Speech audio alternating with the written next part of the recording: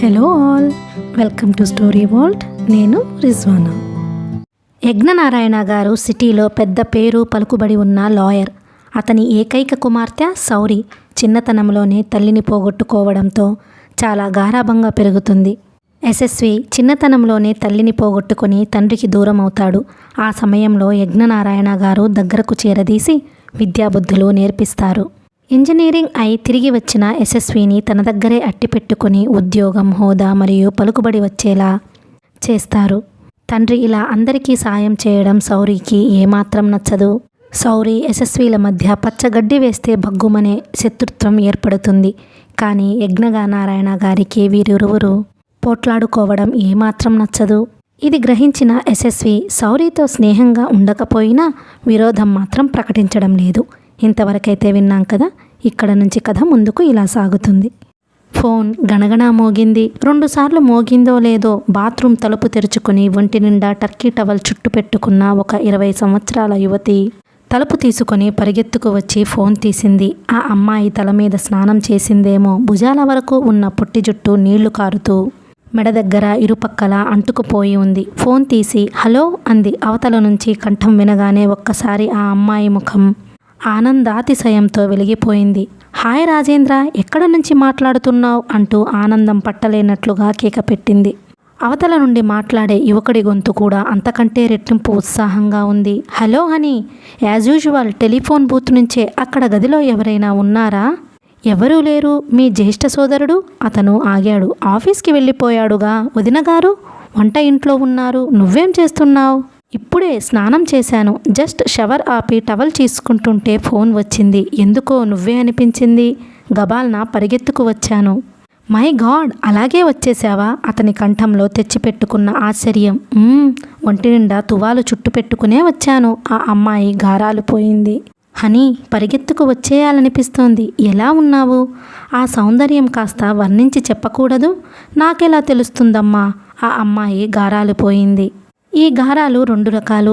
చిన్నపిల్లలు పోతే తల్లిదండ్రులకి ముద్దు, పెద్దయిన తర్వాత పోతే కట్టుకున్న వారికి, ప్రేమించి ప్రణయం నడుపుతున్న వారికి అలరింపు. నగ్నంగా కనిపిస్తున్న ఆ అమ్మాయి మెడలో మంగళసూత్రాల్లాంటివేమీ లేవు. కాస్త పక్కకి జరిగి అద్దంలో చూసుకొని వర్ణించి చెప్పమ్మా అతను బ్రతిమిలాడాడు. ఆ అమ్మాయి చేత స్వయంగా చెప్పించాలని గాని చెప్పకపోయినా అతను బాగానే ఊహించుకోగలడు. అలాంటి ఊహల్లో అతను చాలా నేర్పరి. ఆ సంగతి ఆ అమ్మాయికి తెలియదు. చెప్పను, సిగ్గేస్తోంది. పక్కకి జరిగి ఎదురుగా అద్దంలో తన ప్రతిబింబం చూసుకుంటూ అంది. సుమతి ప్లీజ్, అతను బ్రతిమిలాడాడు. డియర్ రాజేంద్ర గారు, నో ప్లీజ్. నో అంటే నో అంది. అంతేనా? అంతే. ఎందుకు నన్నిలా బాధ పెడతావు సుమతి? నేనేం పాపం చేశాను? నన్ను ఇష్టపడడమే నువ్వు చేసిన పాపం అనుకో. అంతేనంటావా? అంతే. క్రిందటి జన్మలో ఏం పాపం చేశావో ఏమిటో ఈ జన్మలోనైనా చేయకు, మరి వచ్చే జన్మకి సుఖపడతావు. ఖచ్చితంగా చేస్తాను. అమ్మో, వచ్చే జన్మలో నువ్వు కనిపించకపోతే నేను బ్రతకగలనా? మీ వదినకిప్పుడు షాపింగ్ కార్యక్రమం ఏదీ లేదా? ఎందుకు? అమాంతం ఇంటికి వచ్చేద్దామని. నువ్వు అలా బాత్రూంలో నుంచి టవల్ చుట్టుకుని పరిగెత్తుకు వచ్చావంటే నేనిక్కడ నిలవలేకపోతున్నాను. You silly. మీ ఇంటికి నేను వచ్చినప్పుడు నువ్వు బాత్రూంలో అరగంట స్నానం చేసి వచ్చావు. నేను బుద్ధిమంతురాలిలా పుస్తకం చూస్తూ కూర్చున్నాను గాని ఇలాంటి వెర్రి మొర్రి ఆలోచనలు చేశానా ఏమిటి? మీ ఆడవాళ్ళు వేరు, మా మగవాళ్ళు వేరు. ఇంతకీ రానా వద్దా చెప్పు? రావద్దు. నన్ను కనికరించవా? కనికరించాలనే ఉంది, కానీ మా వదిన ఉందే, అసలే చాడీల మాస్టారు. నువ్వంటే ఆవిడకు పడదు. మామూలు విషయాల్లో అయితే మా వదినకి అన్నయ్యకి పడదు. నీ విషయంలో మాత్రం ఏకాభిప్రాయం ఇద్దరిది. అంత పాపం ఏం చేశానబ్బా? అన్నయ్య ఫ్రెండ్ చెల్లెలు వసంతని పెళ్లి చేసుకుంటానని తిరిగి నువ్వు చేసుకోలేదని వాళ్ళ కోపం. ఆ అమ్మాయికి బావ ఉన్నాడని, వాళ్ళిద్దరికీ సంబంధం ఉందని చెప్పానుగా సుమి. నువ్వు కూడా నన్ను అపార్థం చేసుకుంటున్నావా? అపార్థం చేసుకునే మనిషినే అయితే నీతో హోటళ్ళకి, సినిమాలకి తిరుగుతానా? ఆ వసంత సంగతి నాకు బాగా తెలుసు. ఎర్రగా ఉంటానని ఫోజు. కరెక్ట్. Thank God. కనీసం నువ్వైనా నన్ను అర్థం చేసుకున్నావు. అదిగో వదిన వస్తుంది. ఫోన్ పెట్టేస్తున్నా. సుమి, ఒక్క నిమిషం. ఏమిటి చెప్పు. నువ్వు బట్టలేసుకొని పబ్లిక్ గార్డెన్స్కి రావు. ఇప్పుడా? ఈ ఎండలోనా? ఎందుకు? అర్జెంటుగా ఒక విషయం మాట్లాడాలి. తప్పకుండా రాహని ప్లీజ్. నువ్వు రాకపోతే నేను చచ్చిపోతాను. ఆ బ్రతిమిలాటకి, ఆ బెదిరింపుకి ఆ అమ్మాయి కరిగిపోయింది. సరే, పావుగంటలో వస్తాను, పెట్టేస్తున్నా, బాయ్. అతను ఫోన్లోనే గట్టిగా ముద్దు వినిపించాడు. ఆ అమ్మాయి బుగ్గలు ఎర్రబడిపోయినాయి. చివ్వున ఒంట్లో రక్తం అంతా తల్లోకి పొంగులా వచ్చేసింది. ఫోన్ పెట్టేసిందో లేదో ఇంతలో వదినగారు ఆ గదిలోకి రానే వచ్చింది. ఫోన్ ఎవరో చేశారు? ఆ కంఠంలో చిరాకు, అధికారం. ఆ అడిగే ధోరణే సుమతికి నచ్చదు. రాంగ్ నెంబర్ అంటూ వెళ్ళింది. రాంగ్ నెంబర్తో అంతసేపు మాట్లాడావా? ఆ రాజేంద్రగాడేనా? వదినా, పెద్దదానివి అని ఊరుకుంటున్నాను. అనవసరంగా మితిమీరి మాట్లాడావంటే బాగుండదు. అతను నా ఫ్రెండ్. నీకిష్టం ఉన్నా లేకపోయినా నువ్వు మర్యాదగా మాట్లాడాలి. వనజకి ఒళ్ళు మండిపోతోంది. అబ్బో, మర్యాద? నువ్వు నాకే చెప్పవచ్చావా? ఉండు, మీ అన్నయ్యని ఆఫీస్ నుంచి రాని, చెబుతాను. చెప్పుకో, నాకేం భయం లేదు, నా ఇష్టం. భయం లేదా? ఆ మాట అనడానికి సిగ్గులేదు? ఎద్దులా ఎదిగావు. ఎంతసేపు షోకులు, సినిమాలు, తిరుగుళ్ళు. పిల్లలతో నీకు వీలవడం లేదని నా మీద పడి ఏడుస్తావు నువ్వు. చదువు అయిపోయిందిగా. ఆయన ఒక్క చేతి మీద ఇల్లంతా గడవాలి. ఉద్యోగం కోసం ప్రయత్నించకూడదు? నా ఇష్టం వచ్చినప్పుడు నేను చేస్తాను. నువ్వు తిట్టినంత మాత్రాన నేనేమీ చెయ్యను. నా మీద పడి ఏడుస్తావు. అన్నయ్య సంపాదన నువ్వు పడి తింటంలా? నేను తింటే తప్ప? వాడి రక్తం పంచుకొని పుట్టిన దాన్ని. చీచి, అన్నయ్య లేకపోతే ఈ ఇల్లు ఒక నరకం. ఒక్క క్షణం ఉండలేం కదా. సుమతి బయటికి వెళ్ళడానికి సందు దొరికిందని లోపల సంతోషపడింది. గబగబా తల తుడిచేసుకొని బట్టలేసుకొని అద్దం ముందుకు వచ్చింది. 10 నిమిషాల్లో బ్యాగ్ తీసుకుని చెప్పులేసుకుని ఇంట్లో నుంచి బయటికి వచ్చేసింది. అరగంట క్రితం ఇంట్లో చూసిన సుమతి ఈ సుమతేనంటే ఎవ్వరూ నమ్మలేరు. స్లీవ్లెస్ జాకెట్ వేసుకుంది. షిఫాన్ చీర అందంగా లాగి బొమ్మకి కట్టినట్లు కట్టుకుంది. జుట్టు రిబ్బన్తో ముడివేసుకుంది. ఎత్తు చెప్పులేసుకుని చకచకా నడుస్తుంటే పొట్టి జుట్టు ఎగురుతూ అందంగానే ఉంది. ముఖానికి మేకప్ చేసుకుని కనుబొమ్మలు దిద్దుకుంది. నుదుటన చిన్న బొట్టు పెట్టుకుంది. ఎదుట వ్యక్తికి చూడగానే ఏదో ఆకర్షణ ఆ అమ్మాయి ముఖం మీద నుంచి చూపులు తిప్పుకోలేనట్లుగా ఉంటుంది. ఆ ఆకర్షణ ఆ బట్టలు ధరించిన తీరు కావచ్చు, ముఖంలో మేకప్ వల్ల వచ్చిన అందం కావచ్చు, లేక చురుగ్గా ఉన్న ఆమె చూపు కావచ్చు. బ్యాగ్లో డబ్బులు చూసుకుంది. బాగానే ఉన్నాయి. అన్నగారు వదినగారికి తెలియకుండా చెల్లెలికి ఖర్చులకని డబ్బులు ఇస్తూనే ఉంటాడు. సుమతి ఏ స్నానం చేసేటప్పుడో బ్యాగ్ వెతికిన వనజ ఈ డబ్బు ఎక్కడది అని పెద్ద రగడ లేవదీస్తోంది. వనజ పోట్లాడితే సుమతి రెట్టింపు అరుస్తుంది. తనకి కోపం వచ్చినా, నచ్చని విషయం జరిగినా సుమతికి నిగ్రహించుకోవడం రాదు. అన్నగారిలో ఉన్న అయ్యో చెల్లెలికి వయసు వచ్చినా పెళ్లి చేయలేకపోయానే అనే జాలిని ఎంత ఉపయోగించుకోవాలో అంతా ఉపయోగించుకుంటుంది. వదినగారు రాక్షసే, అనుమానం లేదు. కానీ సుమతి బ్రహ్మరాక్షసిలా ప్రవర్తించి ఆవిడ నోరు ఎత్తకుండా చేస్తోంది. సుమతి ఆటోలో పబ్లిక్ గార్డెన్స్ దగ్గరికి వచ్చింది. ఆటో దగ్గరికి రాజేంద్ర వచ్చేశాడు. సుమతి పర్స్ తెరిచి ఆటో మీటర్ చూసింది. రాజేంద్ర వైపు తిరిగి చిల్లర ఉందా అంది. అతను పర్స్ తెరిచి ఇచ్చాడు. ఇద్దరు పబ్లిక్ గార్డెన్స్లో చెట్లు గుబురుగుబురుగా ఉన్న చోట చెయ్యి పట్టుకుని నడవసాగారు. ఇద్దరి మనసుల్లో ఇంత క్రితం ఫోన్లో జరిగిన శృంగార సంభాషణే మెదులుతోంది. సుమి, నాకు నువ్వు చీర కట్టుకున్నా టవల్ చుట్టుకున్నట్లే కనిపిస్తున్నావు అంటూ చెయ్యి నొక్కాడు. ఏమిటి, ఈ పబ్లిక్ గార్డెన్స్లోనా? అందరి కళ్ళకీనా అంది. ఛట్, నా ఒక్కడికే అన్నాడు. అంతే కదా, అయితే నీకు మాంత్రికుడి కళ్ళు ఉండి ఉండాలి. ఉన్నాయి అన్నాడు. సుమతిని చేయి పట్టి తన వైపు తిప్పుకొని నిస్సంకోచంగా ఎగాదిగా చూశాడు. అతని కళ్ళల్లో కాంక్ష ఉరకలు వేస్తోంది. అదేదో అంటువ్యాధిలా ఆ లక్షణాలు అంతక్రితమే ఫోన్లో సుమతికి కూడా వ్యాపించినట్లుగా ఆ అమ్మాయి కళ్ళు కూడా అలాగే ఉన్నాయి. రాజేంద్ర చేతులు సుమతి భుజాల మీద పడ్డాయి. ఇంతలో ఒక తాతగారు అటు వచ్చారు. సుమతి చప్పున వదిలించేసుకుంది. తాతగారు వీళ్ళని అనుమానంగా చూసి మెల్లగా నడిచి వెళ్లారు. సుమతి చేతులు తీసేసిందే, కానీ అతని చేతులు మళ్ళీ మీద ఎప్పుడు పడతాయా అని ఆరాటంగా ఉంది. అతని స్పర్శ కోసం ఆమె శరీరం వేగిపోతోంది. రాజేంద్ర సుమతిని చేయి పట్టుకొని చెట్ల వెనక్కి లాక్కెళ్ళాడు. అక్కడ ఇష్టం వచ్చిన చోట ఆత్రంగా ఆనందంగా ఆమె శరీరం అంతటా చుంబించాడు. ఆ అనుభవం సురాపానం చేస్తున్నంత మత్తుగా మైమరపుగా ఆనందంగా ఉంది. ఇంతలో ఇద్దరు కుర్రాళ్ళు అటు వచ్చారు. రాజేంద్ర సుమతి చప్పున యువతలికి వచ్చేశారు. ఇద్దరు గడ్డిలో ఒకరి చేయి ఒకరు గట్టిగా పట్టుకుని కూర్చున్నారు. అతను జేబులో నుంచి టిక్కెట్ తీసి ఆ అమ్మాయికి ఇచ్చాడు. రేపు రాత్రికి మనం శ్రీశైలం ప్రయాణం. లగ్జరీ కోచ్లో పక్కపక్కన శ్రీశైలంలో 4 రోజుల పాటు ఇద్దరమే ఒంటరిగా. అబ్బా, రేపు సాయంత్రం ఎప్పుడు వస్తుందో కదా. అతను ఈ జాప్యం తట్టుకోలేనట్లు మూలిగాడు. అతను సడన్గా వాలిపోయి ఆమె ఒడిలో తలపెట్టుకుని పడుకున్నాడు.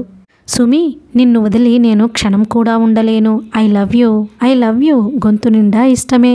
నేను కూడా డిటో డిటో. సుమతి గొంతులో ఇష్టానికి ఏం తక్కువ లేదు. నువ్వు శ్రీశైలం వస్తున్నావు కదా, రాకుండా ఉండగలనా? ఏమో, ఆఖరి క్షణంలో మానేస్తే చచ్చిపోతాను. నువ్వు చచ్చిపోతే నేను బ్రతకగలనా రాజా? మీ అన్నయ్యకి ఏమని చెప్పావు? నా స్నేహితురాలి పెళ్ళి బెజవాడ వెళ్తున్నాను అని చెప్పాను. మీ అన్నయ్య నిన్ను పంపడానికి వస్తానంటే వస్తున్నాడా? అతను లేచి కూర్చోబోయాడు. శాంతం, వినవే. ఆ అమ్మాయి బలవంతంగా ఒళ్ళో పడుకోబెట్టుకుంది. అన్నయ్య నన్ను ట్రైన్ ఎక్కించడానికి వస్తున్నాడు. ట్రైన్ 8:30కి, బస్ రాత్రి 10:30కి. ట్రైన్ స్టార్ట్ అవ్వకముందే పర్వాలేదు వెళ్ళమని చెబుతాను. అసలు శాంతం స్టేషన్కి రాకుండానే చేస్తాననుకో. రేపు రాత్రి 9 గంటలకి అన్నయ్యకి ఒక చోటికి వెళ్లాల్సిన పని ఉంది. స్టేషన్కి రాగలనో లేదో అన్నాడు.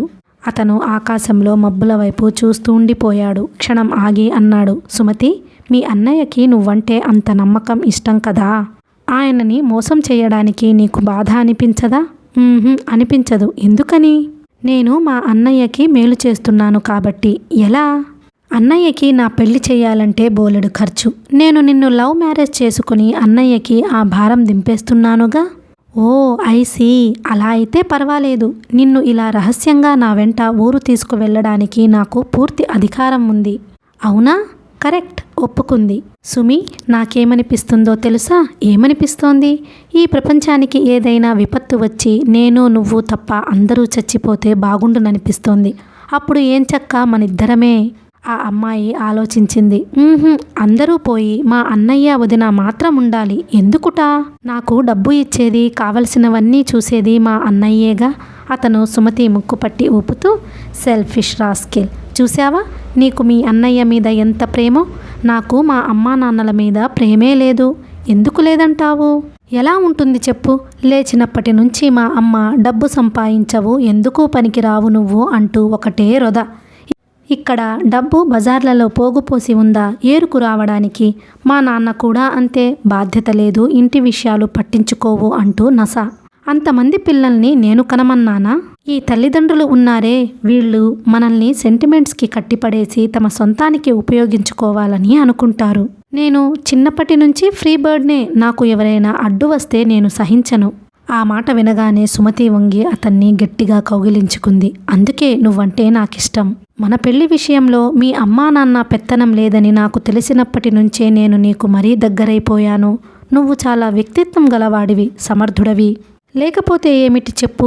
మా అమ్మా నాన్న ఈ మధ్య ఒక ఏబ్రాసి సంబంధం చూశారు. ఆ పిల్లకి చదువు సంధ్య లేదు, పల్లెటూరి మొద్దు. పని పాటలు బాగా చేస్తుందిట, బుద్ధిమంతురాలట. పని పాటలు చేయించుకోవడానికా? పెళ్ళాం ఎందుకు? పని మనిషి ఉండదా? భార్య అంటే రంభలా ఉండాలి మగాడికి. అప్పుడు ఏ పని చేసినా అలసట ఉండదు. సుమతి మురిసిపోయింది. అంటే అతని దృష్టిలో తను అందగత్తెని అనేగా. సుమతి టైం చూసుకుంది. ఓ, నేను వెళ్ళాలి అంది. అప్పుడేనా?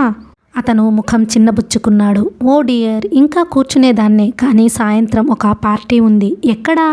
యజ్ఞనారాయణ గారు అని అన్నయ్యకి తెలిసిన లాయరు. ఆయనంటే నీకిష్టమా? అతను వెంటనే ఆరా తీశాడు. ఛీ, పెద్దాయన. ఈ రోజుల్లో పెద్దాళ్లకి చిన్నాళ్లకి ఎక్కువ పొత్తు కుదురుతుందిట. ఓ, స్టాప్ ఇట్. సుమతి అతని నోరు మూసింది. అతను చేయి తీస్తూ, నువ్వు ఏ ఇంట్రెస్ట్ లేకుండానే ఆ పార్టీకి వెళుతున్నావా అన్నాడు. ఉంది బాబు, ఉంది. ఓకే, నేను ఒప్పుకున్నాను, సరేనా? Very good. నిన్ను నేను పుస్తకంలా చదివేయగలను అంటూనే లేచి కూర్చున్నాడు. డియర్ రాజేంద్ర గారు, నేను ఏ పని చేసినా తమ కోసమేనండి. అదే నా స్వార్థం.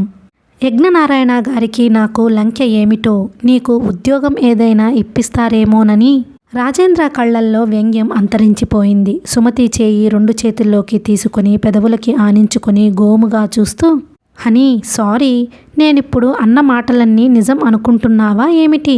అప్పుడప్పుడు నిన్ను ఏడిపించాలనిపిస్తుంది. నువ్వు ఒట్టి ఫూల్వి. నేను ఏది సరదాగా అంటానో, ఏది నిజంగా అంటానో కూడా గ్రహించలేవు కదా. సారీ, బాధ పెట్టానా?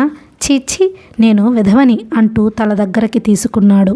నాకు నిజంగా చాలా బాధేస్తుంది, చాలా సున్నితమైన స్వరంతో గద్గద కంఠంతో అంది. ఆ క్షణంలో అంత నాజూకుగా మాట్లాడే సుమతిని చూస్తే వదినగారి మీద రాక్షసిలా పోట్లాడే సుమతి అంటే ఎవ్వరూ నమ్మరు. రాజేంద్రకి ఇలా ఉండే సుమతే తెలుసు. నాకు ఉద్యోగం వస్తే మన పెళ్ళి త్వరగా అవుతుంది అన్నాడతను. అదే నా తాపత్రయం అంది సుమతి. మనిద్దరి పెళ్లి అయిపోయినట్లే అని మనసులు కలిసినాయి, శరీరాలు ఒకటి అయినాయి, తాళిబొట్టు కేవలం లోకం కోసం అంతే అన్నాడతను. అవును అంది. ఇద్దరూ వెళ్ళడానికి లేచారు. అతను ఆమె చెయ్యి మరోసారి ముద్దాడాడు. వదలలేనట్టు వదిలాడు. ఆ అమ్మాయి కూడా ప్రియాతి ప్రియమైన వ్యక్తిని వదలలేనట్లుగా వదిలి వెళ్ళింది. అతను పరుగున దగ్గరికి వచ్చాడు. సుమతి భుజాలు గట్టిగా పట్టుకుని, సుమి, యజ్ఞనారాయణ గారు ఏమన్నారో రాత్రి 10 గంటలకు ఫోన్ చేస్తాను. చెప్పు. ఫోన్ మీ అన్నయ్య తీస్తే పెట్టేస్తాను. మళ్ళీ మనం ఇక రేపు రాత్రి ఏకంగా బస్సు దగ్గరే కలవటం. అవును, వీలైతే రేపు మధ్యాహ్నం నేను సికింద్రాబాద్ సూపర్ బజార్కి వస్తాను. అలాగే. I love you my angel, bye. అతను నుదురు మీద ముద్దు పెట్టుకుని వదిలేశాడు. ఆ అమ్మాయి వెళ్ళబోతుంటే అతను జేబులు తడుముకొని, సారీ డియర్, నా దగ్గర డబ్బులు నీకిచ్చేశాను, నేనిప్పుడు నడిచి వెళ్ళాలి అన్నాడు. ఆ అమ్మాయి పర్సు తెరిచింది. 20 రూపాయల కాగితం తీసి ఇచ్చింది. ఇంత క్రితం తనే ఆటో అతనికి చిల్లర ఇస్తే పోయిండేది అనుకుంది. అతను తీసుకున్నాడు. సుమతి ఆటో ఎక్కి వెళ్ళిపోయింది. శరీరం అంతటా రాజేంద్ర స్పర్శ. కోర్కెల నెగడులోకి సుమతి శరీరాన్ని మనసుని తోస్తోంది.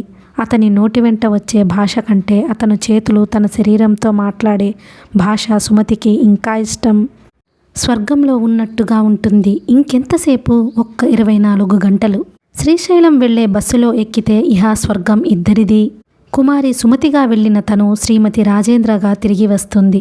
అక్కడ గుడిలో పెళ్లి చేసుకోవడానికి ఇద్దరూ నిర్ణయం చేసుకున్నారు. యజ్ఞనారాయణ గారికి అన్నయ్య పరిచయం చేసిన తరువాత తను ఒక ఫ్రెండ్కి ఉద్యోగం కావాలని అడుగుతుంది. ఆయన చాలా మంచివాడుట. చిన్నవాళ్లకి మరీ సాయం చేస్తారు. చదువుల్లో, పెళ్లిళ్ళ విషయాల్లో, ఉద్యోగాలు ఇప్పించడంలో ఆయన అడిగిన వారికి లేదనరట. ముందు ఆయన దగ్గర మాట్లాడి ఉంచి శ్రీశైలం వెళ్ళి వచ్చిన తరువాత ఉద్యోగం ఇప్పించాలి. పెళ్లి అయిన తర్వాతనే ఉద్యోగం రావాలి. రాజేంద్ర అంటే ఇష్టమే, కానీ తన జాగ్రత్తలో తను ఉండాలి. సుమతి ఇంటికి వచ్చేసరికి అన్నయ్య గారైన మాధవరావు అటూ ఇటూ తిరుగుతున్నారు. ఎక్కడికి వెళ్ళావమ్మా అన్నాడు ఆదుర్దగా. మాలతీకి జ్వరంగా ఉంటే చూసి రావడానికి వెళ్ళాను అన్నయ్య అంది. వదినతో పోట్లాడి వెళ్ళావని మీ వదిన అంటేనూ అది మాకు అలవాటేగా. ఏదో తల్లి, నీ పెళ్ళి అయ్యే వరకు కాస్త ఓపిక పట్టు. మీ వదిన నోరు పెద్దదే గాని నువ్వంటే ఇష్టమే. ఆవిడ ఇష్టాల మీద నేను బ్రతకటం లేదుగా అంది. త్వరగా తయారవు, వెళదాం అన్నాడు మాధవరావు. చెల్లెలిని ఆ పార్టీకి తీసుకువెళ్లడంలో అతని ముఖ్యోద్దేశం అక్కడ ఎవరైనా కుర్రవాళ్లు వస్తారని సుమతిని తీసుకురమ్మనమని యజ్ఞనారాయణ గారు చెప్పారు. విశాలమైన ఆ పడక గది నిండా రవివర్మ తైలవర్ణ చిత్రాలు. ఎదురుగా ఆ మంచానికి హఠాత్తుగా చూడగానే అది ఏనుగుదంతమా అనిపించేట్లుగా తెల్లటి డెకలాం, దానికి ఎర్రటి మొహమల్ గుడ్డ కట్టి దానికి బంగారు రంగులో బటన్స్ మెరుస్తున్నాయి. విశాలమైన మంచం అది. మంచం వెనుక గోడకి అంతటా అంటించిన ప్రకృతి దృశ్యం. పేపర్ చూస్తే మనం ఎక్కడో ఏ ఊటీలోనో డార్జిలింగ్లోనో ఉన్న ఫీలింగ్ వస్తుంది. ఆ మంచం మీద దుప్పటి, కిటికీల గుమ్మాల కర్టెన్లు, క్రింద పరిచిన తివాసి, పక్కనే ఉన్న దంతపు నగీషి చెక్కిన ఫోన్, ఇవన్నీ ఆ ఇంట్లో డబ్బు ఎంత ఉందో చెబుతున్నాయి. మంచం మీద ఈతకాయ రంగు సిల్కు లాచీ లుంగి ధరించిన యువకుడు, ఒక అతను తల 2 చేతుల్లోకి దించుకొని ఈ భూమి భారం అంతా అతని వెన్నుమీదనే పడినట్లుగా, కృంగిపోతున్నట్లుగా కూర్చొని ఉన్నాడు. అతని పక్కన ఒక మధ్య వయస్కుడు కూర్చొని అతని భుజం మీద చేయి ఆంచి ఎంతో అనునయంగా, ఎంతో ఇష్టంగా, శరత్, నువ్విలా కూర్చుంటే లాభం లేదు. లక్ష్మి చూడు ఎలా బెంబేలు పడిపోతోందో, పిల్లలు చూడు ఎలా బిక్కమొహాలు వేశారో, నౌకర్లు చూడు ఎంత తల్లడిల్లిపోతున్నారో. మీ అమ్మ అయితే పూజ గది వదిలి రావటమే లేదు. నువ్వు ధైర్యం తెచ్చుకోవాలి అన్నాడు. నన్నేం చేయమంటారు? నువ్వు కాస్త మామూలుగా వాళ్లతో మాట్లాడు. నా వల్ల కావడం లేదు. 2 ఏళ్ల నుంచి నటిస్తున్నాను. ఇక నా వల్ల అది కూడా కావడం లేదు. అతని గొంతు నూతిలో నుంచి వచ్చినట్లుగా ఉంది. ఆ గొంతులో బాధ చూస్తుంటే అతను అలా కృంగిపోయినట్లు కూర్చోవడం ఏమీ నటన కాదు అనిపిస్తోంది. ఏదో ఒక మహాభయంకరమైన వ్యధ అతన్ని కృంగదీస్తోంది. నీ భార్య ముఖం అయినా చూడు. నాకేం అనిపించటం లేదు. నేను తనకి ఎప్పుడో చెప్పేశాను. మంచం పక్కనే నిల్చొని అప్పటికే బేలగా చూస్తున్న లక్ష్మి ఆ మాట వినగానే వస్తున్న ఏడుపు ఆపుకోవడానికి పమిట కొంగు నోటిలో కుక్కుకొని అక్కడ నుంచి వెళ్ళిపోయింది. పసిమి ఛాయ, పెద్ద జడ, నుదుటన పెద్ద బొట్టు, చేతులకి బంగారు గాజులతో కలిసిన ఎర్రటి మట్టి గాజులు, చేతివేలికి ప్రధానం ఉంగరం, కాళ్ళకి మట్టెలు. ఈ అలంకరణతో లక్ష్మిని చూడగానే ఎవరైనా నిజంగా ఆ అమ్మాయి ఆ ఇంటికి మహాలక్ష్మి అంటారు. ఆ అమ్మాయి వెళుతూ ఏడుస్తూనే, రంగన్న, పిల్లలని ఎక్కడికైనా తీసుకువెళ్ళిపో అంది. గుమ్మం దగ్గర ముద్దులు మూటగట్టే 2 పిల్లల్ని దగ్గర పెట్టుకుని నిలబడిన నౌకరు ఉత్తరీయం కొంగుతో కళ్ళు అద్దుకుంటూ, చినబాబు, ఈ పిల్లల్నైనా చూడండి అన్నాడు అర్థింపుగా. నాకేమీ అనిపించదు రంగయ్య. అతను తలెత్తి కళ్ళు తెరిచి అందరికీ దండం పెట్టాడు. దయ ఉంచి మీరెవ్వరూ నన్ను తప్పు పట్టకండి. నాకెవ్వరి మీద ఎలాంటి అభిమానం అనిపించడం లేదు. నాకేమిటో చాలా విసుగ్గా ఉంది. మిమ్మల్ని విసిగించం బాబు. భోజనం చేయండి. మీకు ఏది ఆనందమో ఆ పనే చేయండి. అదే లక్ష్మమ్మ గారితో సహా మేమందరం కోరుకునేదే. నౌకర్ ఏడుస్తూనే దండం పెట్టాడు. బాబూ, మేమందరం మిమ్మల్ని నమ్ముకొని బ్రతికేవాళ్ళం. మీరు చల్లగా ఉంటేనే ఈ పిట్టలకి ఈ గూడు. అదిగో, శరత్ని మాట్లాడించవద్దని అన్నానా? పక్కన కూర్చున్న ఆయన కళ్ళెర్ర చేశాడు. రంగన్న తల ఊపి పిల్లల్ని తీసుకుని వెళ్ళిపోతూ, డాక్టర్ గారు, మా చిన్నబాబుని దక్కేలా చేయండి అంటూ ఏడ్చేశాడు. నువ్వు వెళ్ళు, మీ చిన్నబాబుకేం పర్వాలేదులే. ఏం పర్వాలేదో బాబు, భోజనం కూడా మానేశాడు. రంగన్న, వెళ్తా బాబు, కోప్పడకండి. పిల్లల్ని తీసుకుని అతను వెళ్ళిపోయాడు. డాక్టర్ గారు లేచి వెళ్ళి తలుపులు వేసి తిరిగి వచ్చారు. చేతులు వెనక్కి పెట్టుకుని అతనికి ఎదురుగా నిలబడి, శరత్, ఏమిటి నీ బాధ? స్పష్టంగా చెప్పు అన్నాడు. ఇప్పటికి 1000 సార్లు చెప్పాను. నాకు దేని మీద ఇష్టం లేదు. నాకే విసుగ్గా ఉంది. ఈ లైఫ్ బోరుగా ఉంది. ఈ బోర్ తప్పించుకోవాలంటే ఒకటే మార్గం, సూసైడ్ చేసుకోవాలి. నన్ను దాన్ని అందుకోకుండా అడ్డుపడి ప్రాణం తీసేస్తున్నారు. చూడు శరత్, మనిషి చచ్చిపోవాలి అనుకుంటే ఏదైనా బాధ ఉండాలి. నీకేం బాధ? అనుకూలవతి అయిన భార్య, నీ కనుసన్నల్లో నడుస్తోంది. రత్నాల్లాంటి పిల్లలు, తాత ముత్తాతలు సంపాదించిన డబ్బుని 10 రెట్లు పెంచి ఇచ్చి వెళ్ళిన తండ్రి. ఆయన కొడుకు అంటే నీకు ఎంత గౌరవ ప్రతిష్టలు. డబ్బు విషయం అంటావా? నీ మనమలు తిన్నా తరగనంత ఉంది. నిన్ను నమ్ముకొని నువ్వంటే ప్రాణం ఇచ్చే నౌకర్లు, నీకు కాస్త చిటికెన వేలికి దెబ్బ తగిలినా పరిగెత్తుకు వచ్చే బంధువులం మేమున్నాం. ఏ మనిషికైనా ఇంతకంటే ఏం కావాలి? ఇవేవీ నాకు సంతోషం కలిగించటం లేదు అతను కాస్త గట్టిగా అన్నాడు. ఆ కంఠంలో చిరాకు, అసహనం ప్రతిధ్వనిస్తున్నాయి.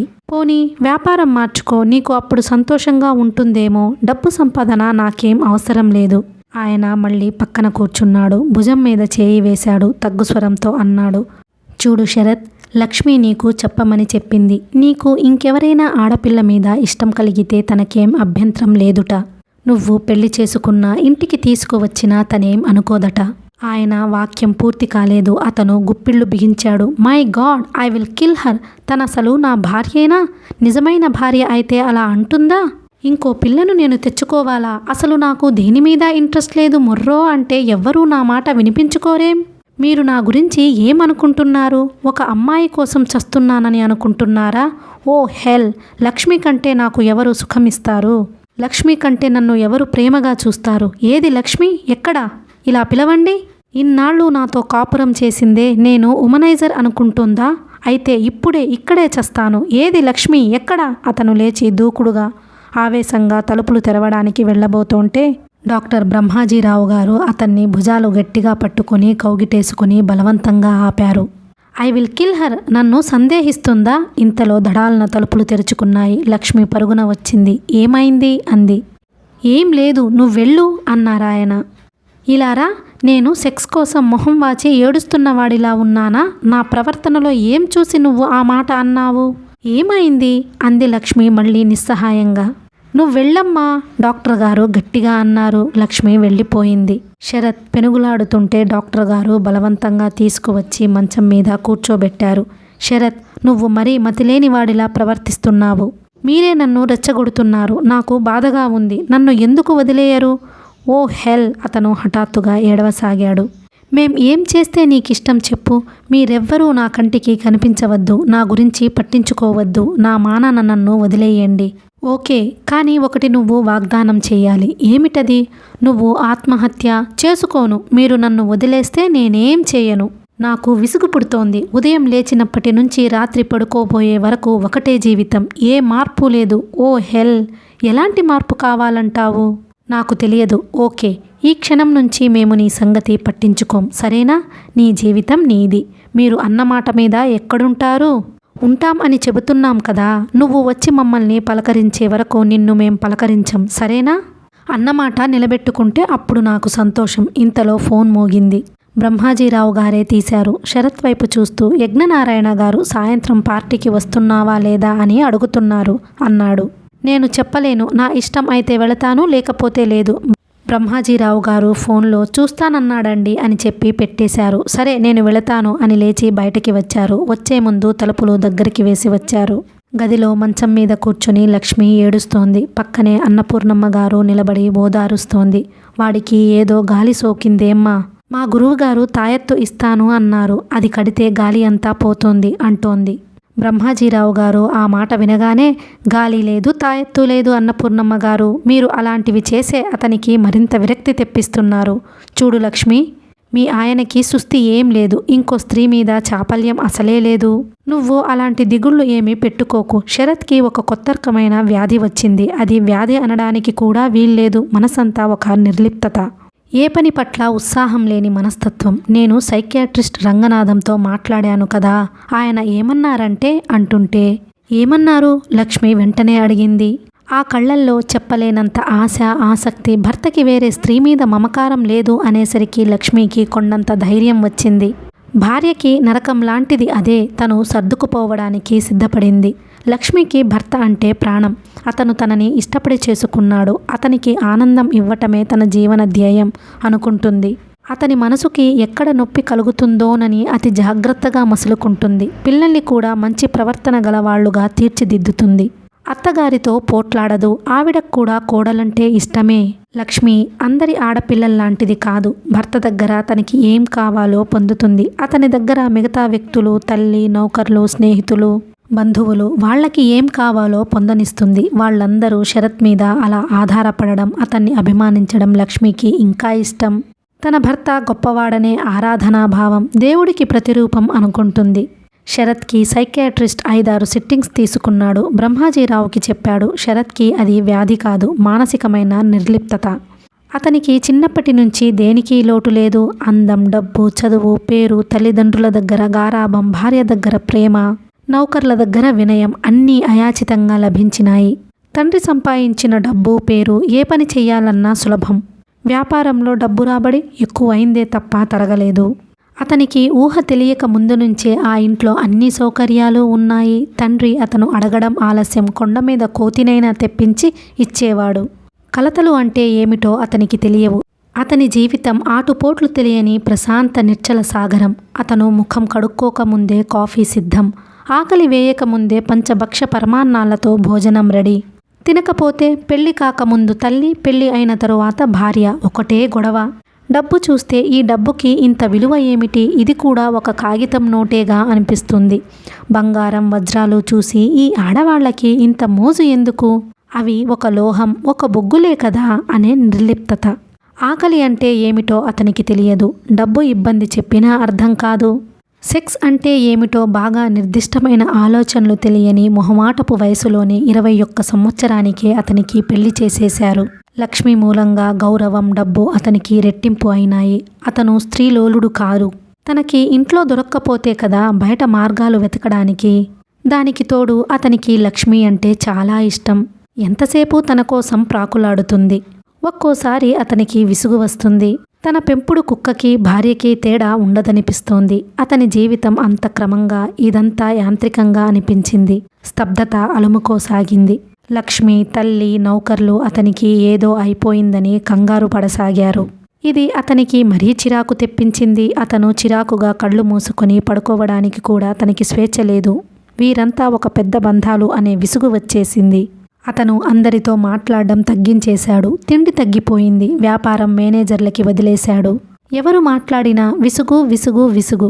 అతని నోటి నుంచి అది ఒకటే మాట. లక్ష్మి ఒకసారి గొడవ చేసి ఏడిస్తే వెళ్ళి గొంతు పిసుక్కుని ఆత్మహత్య చేసుకోబోయాడు. అందరూ భయపడిపోయారు. డాక్టర్లని సంప్రదించారు. సైకియాట్రిస్ట్ దగ్గరికి తీసుకెళ్లారు. మీరందరూ కొన్నాళ్లు అతన్ని ఒంటరిగా వదిలేయండి. సైకియాట్రిస్ట్ ఇచ్చిన ఈ ప్రిస్క్రిప్షన్ అందరి పాలిట పిడుగుపడ్డట్లయ్యింది. అతన్ని వదిలేయటమా? అతను ఒక నిమిషం కనిపించకపోతే ప్రాణం తల్లడిల్లిపోతోందే. ఒంటరిగా ఉంటే అతను ఆత్మహత్య చేసుకోడు. నేను రాసి ఇస్తాను. మీ దగ్గరగా మరో 6 నెలలు ఉంటే మాత్రం గ్యారంటీగా చేసుకుంటాడు. మీరు అతన్ని అంతగా విసిగిస్తున్నారు అని కేకలేశాడు. ఇదెక్కడి ఉపద్రవం? అత్తాకోడలిద్దరూ విస్తుపోయారు. సైకియాట్రిస్ట్ శరత్ని, నీ ఇష్టం వచ్చిన చోటికి వెళ్ళిపోవయ్యా, వాళ్ళకి చెప్పనవసరం లేదు కూడా, వాళ్ల ప్రేమతో నిన్ను కనిపించకుండా ఎంత నరకం పెడుతున్నారో నాకు తెలుసు అన్నాడు. అతను ఇంటికి వచ్చాడు. భార్యతో, నేను రేపు రాత్రికి శ్రీశైలం వెళుతున్నాను, ఇదిగో టిక్కెట్ తెచ్చుకున్నాను అంటూ చూపించాడు. లక్ష్మి ఆ ఒక్క టిక్కెట్ చూసి నిలువున నీరైంది. ఈ మనిషిని ఆ అడవిలో ఒక్కణ్ణి పంపటమా, నేను కూడా వస్తాను అంది. నువ్వు వస్తే నేనిక్కడే చస్తాను అన్నాడు. లక్ష్మి వెంటనే డాక్టర్కి ఫోన్ చేసింది. తర్వాత ఇంత గొడవ జరిగింది. ఏడ్చి ఏడ్చి లక్ష్మి ముక్కు కళ్ళు ఏకం అయిపోయినాయి. ముఖం మందార పువ్వులా తయారైంది. ముక్కు చీదుతూ, ఈ స్థితిలో ఆయన్ను పంపటమా, ఇదే నాకు ఆఖరి చూపు అంది. అలా అనకమ్మా, వెళ్ళని. అదే బస్సులో నాకు తెలిసిన ఆయన యశస్వి అని ఒక ఇంజనీర్ వెళుతున్నాడు, అతనికి అప్పచెపుతానులే. డాక్టర్ గారు, లక్ష్మి తలెత్తి చూసింది. ఒక్కడిని పంపిస్తానా ఏమిటి? నాకు గుర్తుకు వచ్చింది. నువ్వు ఫోన్ చేసినప్పుడే యశస్వి నా దగ్గర కూర్చొని మాట్లాడుతున్నాడు. అతను ఏడాదిగా నాకు పరిచయం, చాలా మంచి కుర్రాడు. సాయంత్రం యజ్ఞనారాయణ గారింటికి నేను వెళుతున్నానుగా, యశస్వితో నేను మన వాడిని చూపించి చెబుతానులే. అతను వారం రోజులు అక్కడుంటాడుట. ఈయన అక్కడ ఉంటారని ఏం నమ్మకం? శ్రీశైలంలో నాకు తెలిసిన వాళ్ళు చాలామంది ఉన్నారు. యశస్వితో రోజు నేను ఫోన్లో కాంటాక్ట్ చేస్తుంటాలే. శ్రీశైలం నుంచి శరత్ ఇంకెక్కడికైనా వెళితే అక్కడ నాగరాజు అని తెలిసినతనున్నాడు, అతన్ని వెంట వెళ్ళమంటాను. నువ్వు అనవసరంగా కంగారు పడుతున్నావమ్మా. 2 రోజుల్లో ఇంటికి పరిగెత్తుకు రాకపోతే నా పేరు మార్చుకుంటాను. సైకియాట్రిస్ట్ అంతగా చెప్పిన తరువాత మనం భయపడనవసరం లేదు. లక్ష్మి ఏడుస్తూ చేతులు జోడించింది. డాక్టర్ గారు, మీదే భారం. సరేనన్నానుగా, నువ్వేం దిగులు పడకు. అసలు అతని కంటికి మీరు ఎవ్వరూ కనిపించకండి, అతన్నే మిమ్మల్ని వెతుక్కుంటూ రావాలి. ఏమిటో ఇదంతా నా దురదృష్టం. అదిగో అదే వద్దన్నాను. ఆ యశస్వి అన్న అతనికి జాగ్రత్త అని చెప్పండి. నేనెంత కంగారు పడుతున్నానో చెప్పండి. ఇంత ఎందుకు, అతని దగ్గరికి నిన్ను తీసుకువెళతాను, నువ్వే చెబుదువు గాని. నేనా? చాలా మంచివాడమ్మా. నేను ఏడాదిగా ఎరుగున్నాను. మన శరత్కి పూర్తిగా వ్యతిరేకం. అతనిలో ఎంత ఉత్సాహం, ఎంత పని చేస్తాడు, చూస్తే నిజంగా ముచ్చట వేస్తోంది. ఆయన మెచ్చుకున్నాడు. లక్ష్మి యశస్విని కలవడానికే నిశ్చయించుకుంది. చీకటి పడింది. లైట్లు వెలిగాయి. యజ్ఞనారాయణ గారి ఇల్లు శ్రీనిలయం. ఇల్లంతా బయట వరండాల్లో గార్డెన్ లైట్లు వేసి కళకళలాడుతోంది. ఇంటి ముందు కార్లు చాలా వచ్చి బారులు తీరి ఆగి ఉన్నాయి. నౌకర్లు హడావుడిగా అటూ ఇటూ తిరుగుతున్నారు. యజ్ఞనారాయణ గారు తెల్లటి పంచ లాల్చీ ధరించి కులాసాగా కూర్చొని వచ్చిన ఆహూతులతో కబుర్లు చెబుతున్నారు. లైట్ కలర్ ఆర్గాండీ చీర, జాకెట్ ధరించి కెంపులు పొదిగిన నగలు ధరించిన సౌరి అటూ ఇటూ తిరుగుతూ అన్నీ అమరినాయో లేదో చూస్తూ వచ్చిన వారిని చిరునవ్వుతో పలకరించి మాట్లాడి తన గృహస్థు బాధ్యత నెరవేరుస్తుంది. అప్పుడప్పుడు 3-4 నెలలకి ఒకసారి యజ్ఞనారాయణ గారు ఈ విధంగా తెలిసిన 10 మందిని పిలిచి డిన్నర్ ఇస్తూ ఉండడం చాలా సంవత్సరాలుగా వస్తున్న ఆచారమే. ఆ పార్టీకి హితులు, బంధువులు, క్లయింట్స్ అందరూ వస్తారు. అందరూ కలిసి సరదాగా గడుపుతారు. నిజం చెప్పాలంటే యజ్ఞనారాయణ గారి ఇంటి పార్టీకి ప్రతి ఒక్కరూ తప్పకుండా ఎన్ని పనులు ఉన్నా మానుకొని మరీ వస్తారు. ఎందుకంటే ఆడపిల్లలు గలవాళ్ళకి సంబంధాలు తెలుస్తాయి. ఉద్యోగం లేని మగపిల్లలకి ఉద్యోగ అవకాశాలు తెలుస్తాయి. ట్రాన్స్ఫర్లు లాంటివి ప్రయత్నించవచ్చు. పోలీస్ అధికారులు, జడ్జిలు, వ్యాపారవేత్తలు అందరం రావడం వల్ల పరిచయాలు పెరుగుతాయి. ఆ పరిచయాలు తప్పక ప్రయోజనకరంగా ఉంటాయి. ఆయన ఇంట్లో పార్టీకి వచ్చి పెళ్లిళ్ళు కుదిరిన దంపతులు ఇప్పుడు పిల్లలతో సహా వచ్చిన వాళ్ళున్నారు. ఉద్యోగాలు దొరికి పెద్ద హోదాలకి వెళ్ళి కృతజ్ఞతతో వచ్చే మగవాళ్ళు ఉంటారు. అందుకే ఆయన అంటే అందరికీ గౌరవం, ఇష్టం. ఉత్సాహంగా వస్తారు. ఆ సాయంత్రం ఆ ఇల్లు ఆ అందరి సొంత ఇల్లులా ఉంటుంది. సౌరికి చిన్నప్పుడు ఇదంతా చిరాకుగా ఉండేది. తండ్రి డబ్బు వృధా వ్యయం చేస్తున్నాడని కునుకుగా ఉండేది. యజ్ఞనారాయణ గారు కూతురికి నచ్చజెప్పేవారు. ఏడాదికి 2-3 సార్లు అందరికీ భోజనం పెడితే ఏమవుతుందమ్మా?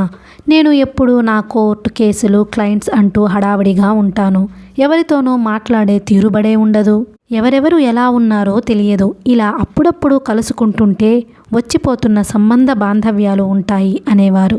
సౌరికి వయసు వచ్చిన కొద్దీ ఈ పార్టీలు నచ్చసాగినాయి. అందరిలో యజ్ఞనారాయణ గారి ఏకైక కుమార్తెగా తనకి ఒక గుర్తింపు. తండ్రిని అందరూ అలా గౌరవిస్తుంటే, పెళ్ళిళ్ళు, ఉద్యోగాలు, కుటుంబ సమస్యల గురించి సంప్రదిస్తుంటే ఆయన అంటే ఎంత ఇష్టంగా అనిపించేది. అందరూ ఇష్టపడే ఆ తండ్రికి తన కూతురు అనే గర్వం లీలగా అనిపించేది. తల్లిపోయిన తరువాత గృహిణి బాధ్యతను తను స్వీకరించింది. వచ్చిన వారికి లోపం జరగకుండా తల్లి ఉన్నప్పటికంటే బాగుంది అని అందరూ మెచ్చుకునేలా చేసేది. తండ్రి మూలంగా తనకి ఎనలేని గౌరవం, తన మూలంగా కూడా తండ్రికి గౌరవం కలగాలని అనిపించేది. పార్టీకి వచ్చిన యువకులు అందరి చూపులు శౌరి మీదనే ఉండేవి. పెళ్లి కావలసిన మగపిల్లలున్న తల్లిదండ్రులు శౌరితో ప్రత్యేక అభిమానం చూపిస్తూ మాట్లాడేవాళ్ళు. శౌరికి వారి అభిమానం వెనుక దాగి ఉన్న స్వార్థం ఏమిటో తెలుసు. అందుకే నవ్వుతూనే వారికి దూరంగా ఉండేది. ఎవరెవరో వస్తారు, కొంతమంది శౌరికి తెలియనే తెలియదు. మరీ ముఖ్యమైన వ్యక్తులు అయితే తండ్రి స్వయంగా పిలిచి పరిచయం చేస్తాడు. ఈరోజు ఒక సిల్కు లాల్చీ ధోవతి ధరించిన పొడుగ్గా నల్లగా స్ఫోటకం మచ్చలున్న ఒక ఆయనని రాజమల్లు, సోమసుందరం వెంటబెట్టుకుని వచ్చారు. యజ్ఞనారాయణ గారు ఆయనను చూడగానే లేచి రండి రండి అంటూ ఎదురెళ్ళి ఆహ్వానించి తీసుకువచ్చారు. చాలా రోజులు అయ్యింది చూసి. ఆయన తెలుగు తమిళ యాసలో ఉంది. యజ్ఞనారాయణ గారు దూరంగా ఉన్న శౌరిని అమ్మా శౌరి అంటూ పిలిచారు. ఆడవాళ్లతో కూర్చుని చీరల ధరల గురించి చర్చిస్తున్న శౌరి లేచి వచ్చింది. తండ్రి ఆ స్ఫోటకం మచ్చల ముఖం ఆయన్ని చూపిస్తూ, అమ్మా వీరు గజానంద గారని పెద్ద కాంట్రాక్టర్. చాలా సంవత్సరాల నుండి దుబాయ్లో ఉండి 6 నెలల క్రితమే ఇక్కడికి వచ్చారు అంటూ పరిచయం చేశారు. మా అమ్మాయి పేరు శౌరి. శౌరి చాలా టిపికల్ నేమ్ అన్నాడాయన. అంతలో యశస్వి అక్కడికి వచ్చాడు. అతన్ని చూడగానే యజ్ఞనారాయణ గారు ఇంకో చేత్తో అతని భుజం చుట్టూ చెయ్యి వేసి, ఇడుగో మా ఇంజనీర్ గారు, మీతో ఫోన్లో చెప్పానే ఇతనే అంటూ పరిచయం చేశారు. Oh glad to meet you ఆయన యశస్వి వైపు చేయి చూస్తూ అన్నారు. అతను చేయి అందివ్వగానే లాయర్ గారు మీ గురించి చాలా చెప్పారు. యజ్ఞనారాయణ గారు చెప్పారంటే అది గోల్డ్ మెడల్ క్రిందనే లెక్క అంటూ ప్రశంసించారు. శౌరి తండ్రి చెయ్యి సుతారంగా వదిలించుకుంది. అంతవరకు చిరునవ్వుతో మెరుస్తున్న శౌరి ముఖంలో యశస్వి రావడం, అతన్ని ఆర్భాటంగా ఆయన ప్రశంసించడం చూసి ఆ చిరునవ్వు చెదరకపోయినా అందులో మనోహరత్వం మాత్రం మాయమైంది. ఎవరో పిలవడంతో శౌరి ఇప్పుడే వస్తాను అని చెప్పి అక్కడ నుంచి వెళ్ళిపోయింది. పార్టీకి అందరూ వచ్చారు. గార్డెన్ అంతా రకరకాల వాళ్లతో, స్త్రీ పురుషులతో, పిల్లలతో, పెద్దలతో కళకళలాడుతోంది. శౌరి ఒకసారి ఎందుకో తండ్రి వైపు చూసింది. అక్కడ తండ్రి, యశస్వి, రాజమల్లు గారు, సోమసుందరం, బాబాయ్, గజానంద గారు ప్లేట్లలో తినుబండరాలు పెట్టుకుని తింటూ ఏదో దీర్ఘంగా చర్చిస్తున్నారు. యజ్ఞనారాయణ గారు యశస్వి భుజాల చుట్టూ చేయి వేసి గజానంద గారికి ఏదో చెబుతున్నారు. శౌరి మున్సిపల్ కమిషనర్ గారి భార్య పిలిస్తే వారి టేబుల్ దగ్గరకు వెళ్ళింది. ఏమిటి ఆంటీ? ఈ బెంగాలీ స్వీట్స్ సందేశ్లు చాలా రుచిగా ఉన్నాయమ్మా, ఎక్కడ ఆర్డర్ ఇచ్చి చేయించావు అని అడిగింది.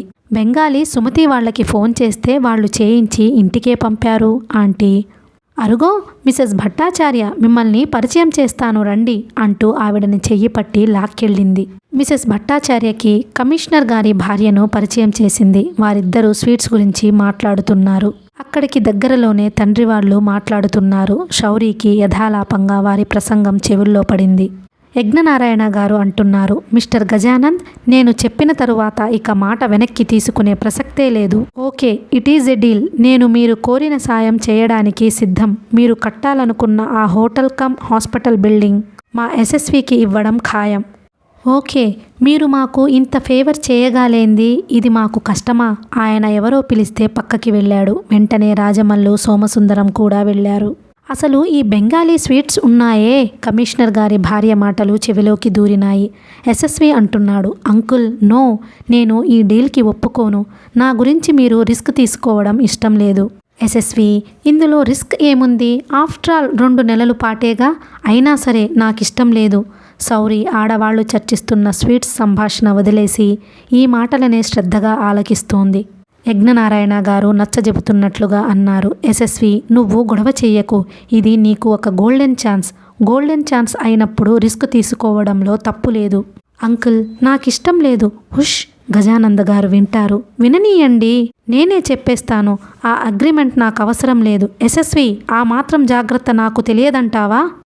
శౌరి పూర్తిగా తల తిప్పి వారి వైపు చూస్తూ వారి సంభాషణ వింటోంది. వాళ్ళిద్దరూ ఇటువైపే వీపు తిప్పి నిలబడి మాట్లాడుతున్నారు. అంకుల్, మీరేమైనా అనుకోండి, నేను వినను. ఈ అగ్రిమెంట్ వద్దు. యశస్వి, ఫూలిష్గా మాట్లాడకు. ఆయన అతని భుజం చుట్టూ చేయి వేశారు. ఇందులో నీ ఇష్టాలతో పని లేదు. ఇది నేను చెప్పిన పని, నువ్వు చేయాల్సిందే అంతే, కానీ ఇంకేం చెప్పవద్దన్నానా? రేపు 11 గంటలకి ఆయన ఆఫీస్లో సంతకాలు చెయ్యి. ఇంతలో డాక్టర్ బ్రహ్మాజీరావు అక్కడికి వచ్చారు. ఎక్స్క్యూజ్ మీ పిలిచాడు. అతను వెనక్కి తిరిగాడు. ఒక్క క్షణం ఇలా వస్తావా? నీతో ఒక ముఖ్య విషయం మాట్లాడాలి బ్రహ్మాజీరావు అడిగారు. వెళ్ళు. యజ్ఞనారాయణ గారు యశస్వి భుజం వదిలేశారు. బ్రహ్మాజీరావు యశస్విని కాస్త దూరంగా తీసుకెళ్లాడు. ఆయన చెప్పే ఆ ముఖ్యమైన విషయం ఏమిటో గాని యశస్వి ప్లేట్లో భోజనం తినడం మరిచిన వాడిలా ఆగి ఆశ్చర్యంగా తదేకంగా వింటున్నాడు. యజ్ఞనారాయణ గారి దగ్గరికి ఇంతలో పంజాబీ దుస్తులు వేసుకుని మెడ దగ్గర కత్తిరించిన పొట్టి జుట్టున్న ఒక అమ్మాయి వచ్చింది. నమస్తే అంకుల్ అంది అతి వినయంగా ముఖం వంచి చేతులు జోడిస్తూ. నమస్తే ఆయన సందేహిస్తూ గుర్తుపట్టలేనట్లుగా చూశారు. అది గమనించిన ఆ అమ్మాయి, నన్ను గుర్తుపట్టలేదా అంకుల్? నేను సుమతిని, మీరు డన్లప్ కంపెనీలో ఉద్యోగం ఇప్పించారే మాధవ్, అతని చెల్లెలిని, శేషగిరిరావు గారి అమ్మాయిని అంది. ఆయనకి గుర్తు వచ్చేసింది. ఓ నువ్వా సుమి, పెద్దదానివి అయిపోయావు. గుర్తుపట్టలేకపోయాను సుమా. మై చార్మింగ్ యంగ్ లేడీ, ఇప్పుడేం చేస్తున్నావు అన్నారు ఆ అమ్మాయి భుజం తడుతూ. చదువు అయిపోయింది, ఖాళీగా ఉన్నాను అంకుల్. ఒక మనవి. జీ హుజూర్, ఏమిటి చెప్పు. నా ఫ్రెండ్ ఒకతను ఉన్నాడు, అతనికి ఉద్యోగం కావాలి. ఎలాంటి ఫ్రెండ్? ఆయన కొంటెగా చూశారు. కావలసినంత దగ్గర ఫ్రెండ్. నిజం చెప్పాలంటే మిమ్మల్ని ఇలా నేను అడుగుతున్నట్టు అన్నయ్యకి తెలియదు. తెలిస్తే నన్ను చంపేస్తాడు. ఎందుకట అంత శత్రుత్వం? అన్నయ్యకి అతనంటే పడదు. సుమతి కళ్ళు వాల్చుకుంటూ, నేను అతను పెళ్లి చేసుకోవాలని అనుకుంటున్నాం. మా ఇద్దరికి ఒకరంటే ఒకరికి ప్రాణం. కట్నం లేకుండా అతను నన్ను పెళ్లి చేసుకుంటాడు. పెళ్లి ఖర్చులు కూడా ఉండవు. రిజిస్టర్ మ్యారేజ్ చేసుకుందామని అనుకున్నాం. అన్నయ్యకి ఇది నచ్చదు అంది. ఆయన భుజం తట్టి సానుభూతిగా చూశారు. నేను చెబుతానులే, నువ్వు అతన్ని రేపు నేను చాలా బిజీ. ఎల్లుండి ఆఫీసుకి తీసుకురా. తప్పకుండా ఉద్యోగం చూద్దాం. ఆఫీస్ తెలుసుగా, ఆరాధన బిల్డింగ్స్లో ఉంది. సుమతి చప్పున తెలుసన్నట్టు తల ఊపింది. అంకుల్, ఎల్లుండి కాదు, ఒక 4 రోజులు ఆగి కనిపిస్తాం. రేపు అతను ఊరు వెళ్తున్నాడు. ఓకే, వచ్చే ముందు ఫోన్ చేయి. అలాగే. సుమతి వెళ్ళబోతూ ఆగి, అంకుల్, తప్పకుండా ఉద్యోగం దొరుకుతుందిగా అంది. Sure, promise. మాధవ చెల్లెలికి సాయం చేయకపోతే ఇంకెవరికి చేస్తాను నవ్వుతూ అన్నారు. Thank you very much uncle. పెళ్లి చేసుకున్న తరువాత ఇద్దరూ వచ్చి చెబుదురు గాని. తప్పకుండా. సుమతి వెళ్ళిపోయింది. సౌరి తండ్రి దగ్గరికి వచ్చింది. డాడీ, ఏమిటి ఇంత క్రితం గజానంద గారితో డీల్ అంటున్నారు? ఏం లేదమ్మా. దాస్తున్నారా డాడీ? దాపరికమా? నీ దగ్గర అంత ముఖ్యమైనది ఏమీ కాదు. అయితే నేనే చెబుతాగా. ఆయన ఒక్క క్షణం చెబుదామా అనుకున్నారు. కానీ అది యశస్వికి సంబంధించినది. సౌరి ముందే చిరాకు పడుతుంది, అందుకే చెప్పలేదు. కమిషనర్ గారి భార్య వెళుతూ సౌరి దగ్గరికి వచ్చి, సౌరి, రేపు మా అమ్మాయి కొడుకుని మా ఇంట్లో ఉయ్యాల్లో వేస్తున్నాం. పేరంటానికి రాత్రి డిన్నర్కి తప్పకుండా రావాలి. రేపా? సౌరి నిస్సహాయంగా చూసింది. నువ్వు రాను అనడానికి వీలు లేదు సుమా. ఆవిడ బలవంతం చేసింది. ఊళ్ళో ఉంటే తప్పక వచ్చేదాన్ని ఆంటీ. రేపు సాయంత్రం నేను శ్రీశైలం వెళుతున్నాను. అయ్యో అలాగా, నువ్వు వస్తావని అనుకున్నాను అంది ఆవిడ నిరుత్సాహంగా. ఇంకోసారి తప్పక వస్తాను అంది సౌరి. అతిథులు ఒక్కొక్కరే వెళ్ళడం మొదలైంది. అందరూ వచ్చి యజ్ఞనారాయణ గారికి, సౌరికి వీడ్కోలు చెప్పసాగారు. కథ కొనసాగుతుంది.